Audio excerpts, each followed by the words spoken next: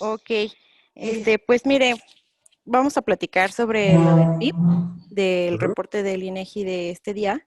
Y Así es. bueno, ¿usted nos podría explicar qué significa la caída del PIB? Bueno, pues la caída del PIB significa que un nulo crecimiento, bueno, un espectacular decrecimiento, más que nada porque está cayendo en 18.7, en 18.7%, que es algo nunca visto, algo histórico, ¿no? Bueno, esto es producto obviamente de la economía, del desempeño de la economía, que pues en esta ocasión pues fue afectado por la pandemia, ¿no? Se paralizó la economía completamente a partir de los últimos 3 meses en toda esta emergencia sanitaria que hemos entrado, y eso provoca, pues como todos lo sabemos, nula actividad económica. Se cayó la economía en el sector, se cayó el sector turístico, se cayó el sector automotriz, se cayó todo prácticamente. El único que sobrevivió o que ha sobrevivido a esta pandemia es el sector agropecuario, con un crecimiento relevante. Este no registra de crecimiento. Entonces, tener un PIB negativo en estos niveles, sobre todo, es dramático, diríamos, y dramático no solo para el presente, como lo estamos viviendo, ¿no? Lo estamos viviendo desde hace 4 o 5 meses especialmente, y se ha ido recrudeciendo, y la caída del PIB por trimestre también pues ha aumentado hasta llegar a este nivel. Con la apertura, con la nueva normalidad, supuestamente, o más bien optimistamente, podría empezar una recuperación de todo, ¿no? Del aspecto industrial, del aspecto de los sectores industrial, automotriz, turístico también, como lo estamos viendo. Y bueno, pues obviamente no significa que vamos a estar cayéndonos hasta el sótano. Ahorita estamos, pues ahora sí que en el subterráneo, ¿no? Pero en el subterráneo más profundo que hay, que nunca habíamos estado en esta situación, nunca habíamos tenido un decrecimiento de tal magnitud, ni en las peores crisis que, bueno, desde que también se tiene memoria, habíamos caído tan bajo, tan profundo sobre todo. Ese es el significado de una caída del Producto Interno Bruto.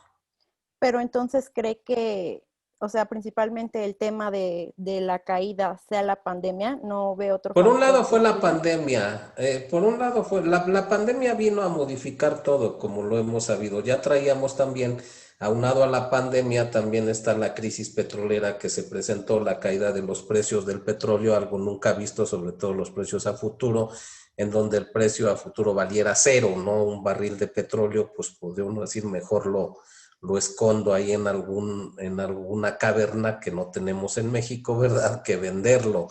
Entonces va aparejado, pero también ya traíamos el año pasado un decrecimiento también, un decrecimiento ligero del PIB del -0,1. Entonces, esos dos factores principalmente lo vino.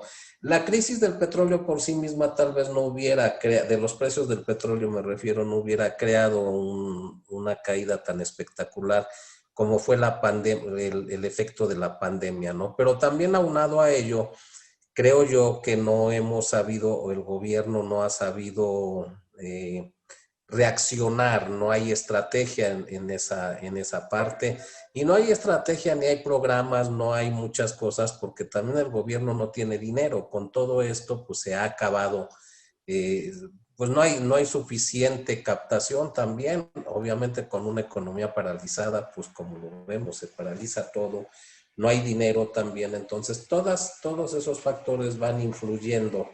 No hay planes tampoco de inversión, no hay programas, no hay proyectos. Bueno, proyectos desde mi punto de vista solo los faraónicos, que son la refinería de Dos Bocas en Tabasco, el proyecto del Tren Maya y el nuevo aeropuerto que se está construyendo en Santa Lucía, que son los tres principales, pero no hay, por así decirlo, un plan de desarrollo que nos vaya marcando ese rumbo también económico también. Yo creo que en lugar de rumbo ha habido tumbos, que eso es lo preocupante a lo largo del primer año del año pasado, y bueno, con esto pues mucho más. Y como hemos visto también, no ha hecho el gobierno, o ha hecho muy poco para ayudar a las empresas, a las grandes empresas, sobre todo, que son las que están generando empleos o las que han generado empleos, y pues se ha dedicado solo a programas pues de apoyar a las micro, pequeñas y medianas empresas, pero que no ha sido suficiente tampoco,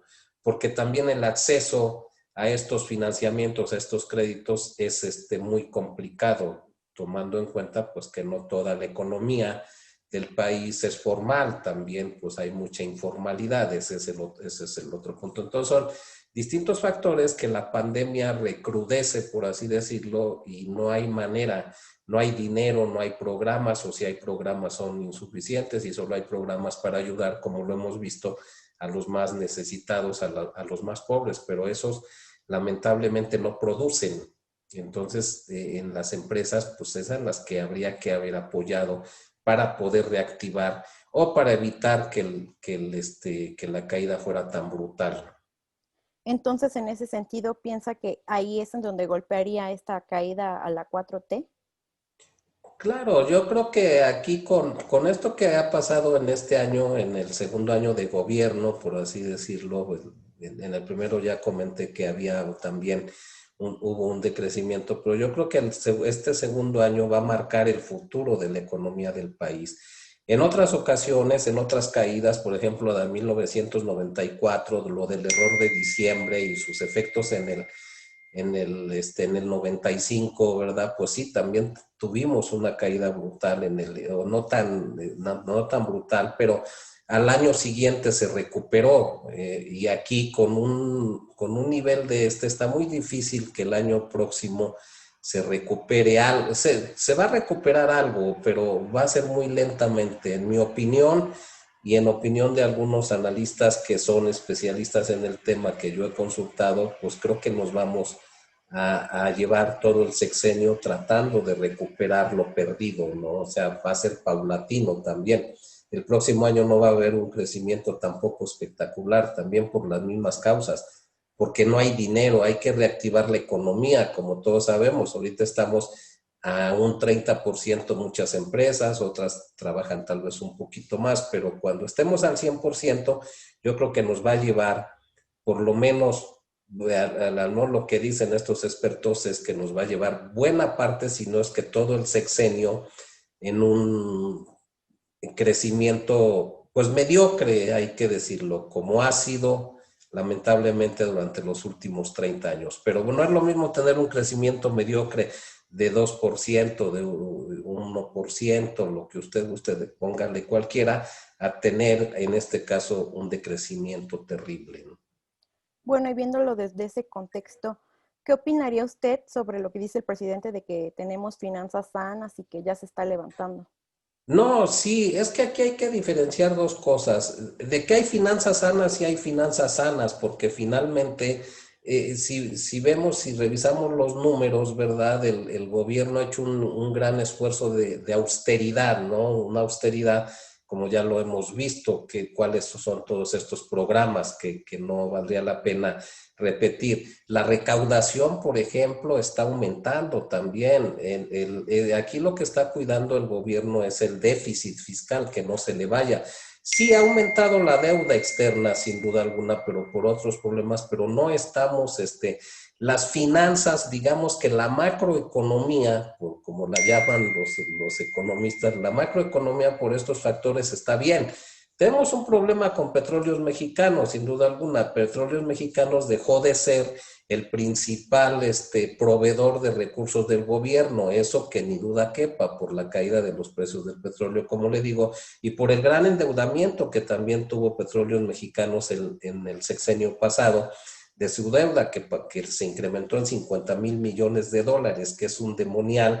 Y luego, pues no estamos produciendo, como ya vimos las cifras, ¿verdad? No hemos aumentado la plataforma de producción de petróleo, que si por los acuerdos del OPEP, que si porque no podemos o no tenemos, o hay muchos proyectos también parados de los que se concursaron. La producción ha sido muy pobre, pero bueno, hay otros elementos o hay otros instrumentos, como digo, como la recaudación fiscal, el impuesto sobre la renta, también puede ser una parte del IVA.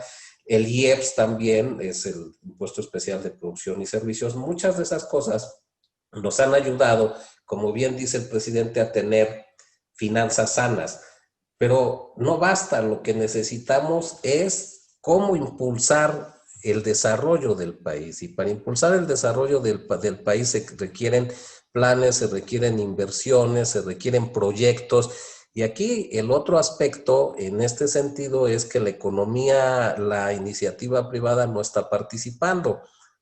Todos sabemos, y así lo ha dicho el presidente y así lo ha expresado, pues que hay un distanciamiento, como lo dijo hace una semana, hay una sana distancia con los empresarios, ¿no? No es una sana distancia, más bien, pues yo creo que hay una, más que sana distancia, es un distanciamiento completo, no los ha querido incluir en el desarrollo y prueba de eso es que en la pandemia, durante los meses críticos de la pandemia, no vimos a cuál sector se apoyó. Nos vamos al aeronáutico, no hubo apoyo, ¿verdad? Las aerolíneas tuvieron, como se dice coloquialmente, que rascarse con sus uñas y bueno, pues están saliendo ahora de la crisis. Entonces ahí también esa prueba de distanciamiento es que el gobierno federal pues no sabe tampoco a quién apoyar, por quién empieza de todos estos sectores que le menciono, el automotriz, la minería, en fin, al único que, y también hay que apoyar al más productivo, al campo, que es el que está generando importantes recursos, sobre todo en exportaciones, pero pues tampoco hay dinero suficiente para ello. Entonces ahí tiene, ese es el dilema al que se enfrenta el gobierno federal principalmente. Y ahora la pregunta es que si el próximo año, porque pues prácticamente yo creo que ya estamos en el último tramo, a pesar de que vamos en el mes de, bueno, ya vamos a entrar a septiembre, pero es el último tramo, habría que ver si convence a la iniciativa privada de que va a cambiar todo esto, de que los va a incluir, de que va a haber proyectos, de que va a haber muchas cosas, porque ellos también, la iniciativa privada tiene miedo y con justa razón cuando le anuncian, como lo ha anunciado el presidente, que está pensando en una contrarreforma energética, o sea, es quitar todo lo que se hizo por cualquier causa, a lo mejor justificada, como él dice, ¿no? Porque pues, la reforma se hizo para unos cuantos, no hay desarrollo, no ha contribuido, no fue, ahí tenemos una declaración muy contundente de él hace un par de semanas, ¿verdad? En donde solicita o deja entrever que va a haber una consulta pública para ver si hay una contrarreforma energética. Entonces, ante eso, los inversionistas, pues obviamente se asustan y si eso es en la reforma energética, pues qué va a hacer en otros sectores a donde los inviten. Entonces aquí el riesgo es si va a poder convencer al sector empresarial de que en el tercer año de gobierno las cosas van a mejorar o van a cambiar radicalmente, porque eso es lo que hay que hacer. Recordemos que traemos 2 años, pues llamémosle de distanciamiento para no decir que hay pleito, ¿verdad? Entonces, pues ahora sí que recuperar la confianza de esos 2 años, pues hay que hacerlo en el tercero, en el cuarto y en el quinto, un panorama también muy complejo. Y lo mismo ocurre con la inversión extranjera. La inversión extranjera, al ver todo esto, pues se va retrayendo, aunque existan las oportunidades, pues a lo mejor va poco a poquito, va pausadamente o va también con cierto temor. Bueno, y ahorita que estábamos hablando de estos 2 primeros años, ¿usted recuerda cómo estaba el PIB en los 2 primeros años de Peña Nieto y de Calderón? Por ahí hay un cuadro que hoy publican varios medios de comunicación. No, a lo mejor estaba igual de bajo, como le digo, no tengo ahorita la cifra, pero nunca había estado. El que recuerdo es precisamente el de Ernesto Zedillo, creo que andaba -8% del PIB, ese fue en el primer año de la administración, pero como digo, superando la crisis financiera con todos estos, con el FOBAPROA, con la renegociación de algunos bonos que había emitido el gobierno, pues entonces al año siguiente hubo una recuperación extraordinaria, pero lo que sí le puedo decir es que nunca, y al auditorio, nunca habíamos vivido un desplome del PIB de esta naturaleza. Sí, claro. Bueno, ¿y cómo ve que venga el cierre de este año? ¿Cuáles serían las perspectivas con este panorama?